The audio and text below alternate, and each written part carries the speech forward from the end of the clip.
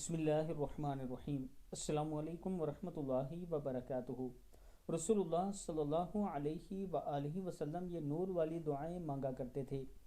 پہلی دعا ہے بسم اللہ الرحمن الرحیم، اللہم اجعل فی قلبی نورا، اے میرے پیارے اللہ میرے دل میں نور پیدا فرما دیجئے، وفی لسانی نورا، اور میری زبان میں نور پیدا کر، وفی سمعی نورا، اور میرے کانوں میں نور پیدا کر، وفی بصری نورا، اور میری آنکھوں میں نور پیدا کر، ومن فوقی نورا، اور میرے اوپر نور، ومن تحت نورا، اور میرے نیچے نور، وعن یمینی نورا، وعن شمالی نورا، اور میرے بائیں جانب نور۔ صحیح بخاری کی حدیث ہے، دائیں جانب اور بائیں جانب نور پیدا فرما۔ صحیح بخاری اور صحیح مسلم میں یہ حدیث مبارک موجود ہے۔